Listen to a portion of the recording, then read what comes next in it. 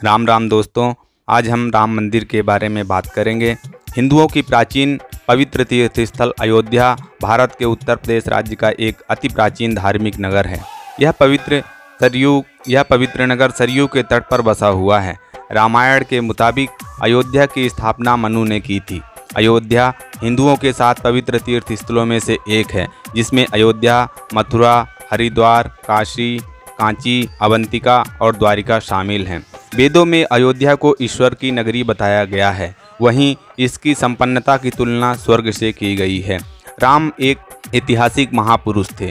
शोधानुसार पता चलता है कि भगवान राम का जन्म 5114 ईसा पूर्व हुआ था। भगवान राम के बाद लव ने श्रावस्ती बसाई। कहते हैं कि भगवान राम के पुत्र कुश ने राजधानी अयोध्या का पुनर्निर्माण कराया था। महाभारत के युद्ध के बाद अयोध्या उजड़ सी गई। हिंदुओं की मान्यता है कि श्री राम का जन्म अयोध्या में हुआ था और उनके जन्म स्थान पर एक भव्य मंदिर था, जिसके निर्माता विक्रमादित्य द्वितीय थे, जिसे मुगल आक्रमणकारी बाबर के सिपहसालार मीर बाकी ने 1528 में राम मंदिर तोड़कर गुलामी का प्रतीक ढांचा खड़ा किया था। उसने हिंदुओं का अपमान करने के लिए राम मंदिर को तोड़ा। राष्ट्रीय स्वयंसेवक संघ और भारतीय जनता पार्टी की अगुवाई में इस स्थान को मुक्त करने एवं वहां एक नया मंदिर बनाने के लिए लंबा आंदोलन चला।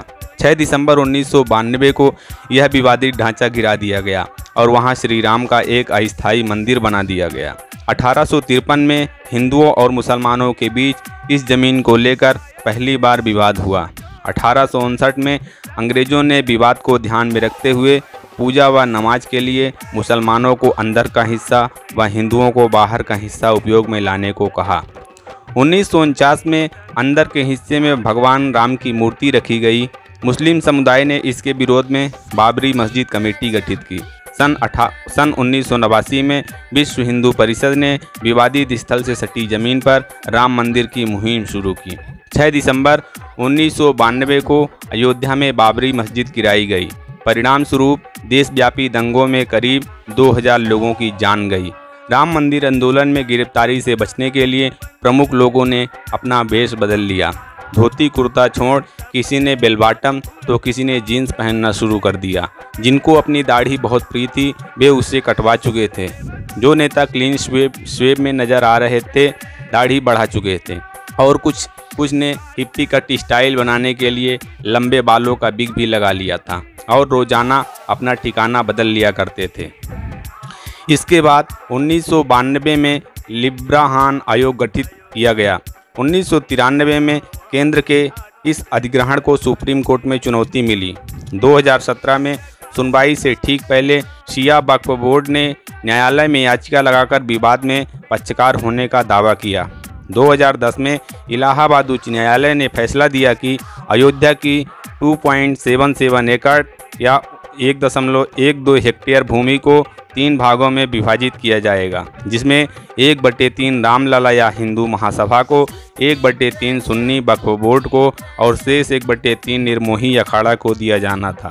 9 नवंबर 2019 को 134 साल पुराने मंदिर मस्जिद विवाद को मुख्य न्यायाधीश श्री रंजन गोगोई की अध्यक्षता में सर्वोच्च न्यायालय के पिछले फैसले को हटा दिया और कहा कि भूमि सरकार के कर रिकॉर्ड के अनुसार है। इसने हिंदू मंदिर के निर्माण के लिए भूमि को एक ट्रस्ट को सौंपने का आदेश दिया तथा सुन्नी वक्फ बोर्ड को मस्जिद बनाने के लिए वैकल्पिक 5 एकड़ जमीन देने का आदेश दिया। साथ ही पीएम ने घोषणा की कि सरकार द्वारा अधिग्रहित 67 एकड़ जमीन भी ट्रस्ट को दी जाएगी।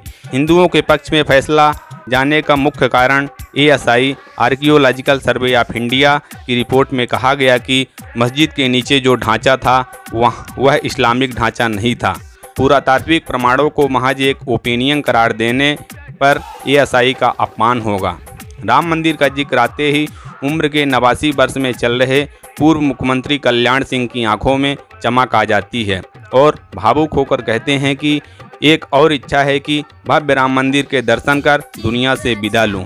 कहा जाता है कि 6 दिसंबर 1992 को आपने कार सेवकों पर गोली चलाने का आदेश नहीं दिया और उसी दिन ढांचा टूटा और कल्याण सिंह की सरकार गिर गई। कल्याण सिंह कहते हैं कि 6 दिसंबर की तरह आने वाला 5 अगस्त का दिन इतिहास के पन्नों में दर्ज होगा, जब प्रधानमंत्री राम मंदिर का शिलान्यास करेंगे। उस दिन मेरे जीवन भर की कमाई का फल मिल जाएगा। राम मंदिर ट्रस्ट के अध्यक्ष महंत नृत्य गोपाल दास ने बताया कि 5 अगस्त वो शुभ घड़ी है जब प्रधानमंत्री श्री नरेंद्र मोदी 12:15 पर राम मंदिर की आधारशिला रखेंगे।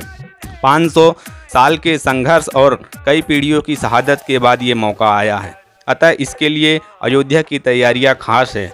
हनुमानगढ़ी जाने वाले मार्ग के दोनों तरफ सभी भवनों की दीवारों पर त्रेता युग की झलक दिखलाते हुए रामायण कालीन प्रसंगों की आकृतियों को उकेरा जा रहा है। अयोध्या नगरी को पीले रंग से रंगा जा रहा है। सूर्य के उगने पर पीले रंग की आभा का बड़ा ही महत्व रहा है। भूमि पूजन को लाइव दिखाया जाएगा और लोगों को घर में रहकर ही यथा भक्ति यथा शक्ति पूजन रामायण वाचन व दिए जलाने के लिए कहा जा रहा है। पीतंबर ओढ़े अयोध्या नगरी को पीले रंग से सराबोर किया जा रहा है। कहते हैं कि भगवान राम को पीला रंग बहुत पसंद है। सरयू नदी पर लाखों द्वीप प्रज्वलित किए जाएंगे। मुख्यमंत्री योगी आदित्यनाथ का कहना है कि पिंक सिटी का नाम तो आपने सुना होगा, लेकिन अयोध्या अब येलो सिटी के नाम से भी जानी जाएगी।